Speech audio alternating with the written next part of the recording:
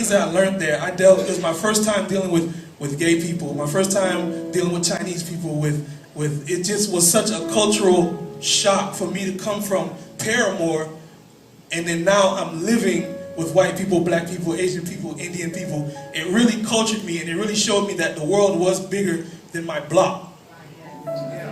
Because before then, to see white people was like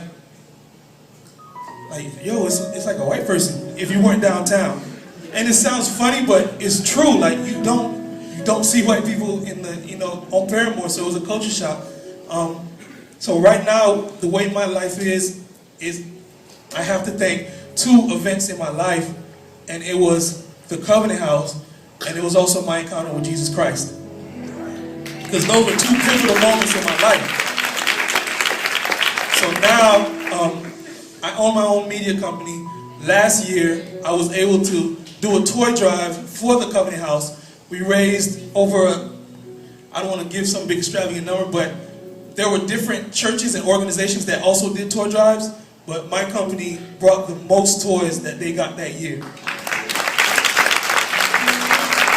I can only give glory to God for that, because there's so many chances, so many opportunities for me to fall on the wayside. It was so many opportunities for me to walk away from God. It was so many opportunities for me to not recognize the favor and the hand of God over my life, even in a situation like a shelter, that I have to give God glory for that place.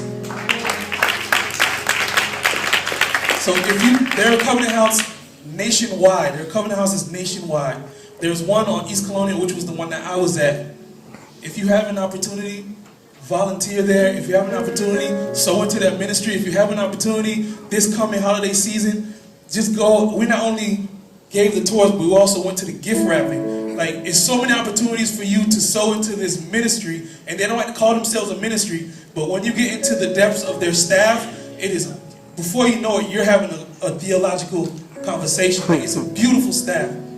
So I'm just up here to testify that that place is not just a place for kids to hang out, get free food and free clothes and shelter, but it's a place that is instilling a lot. Like, for me personally, I would say that had it not been for the Covenant House, I would be some kid in Jabot jeans and a tall tee, standing on the corner in front of a convenience store right after high school.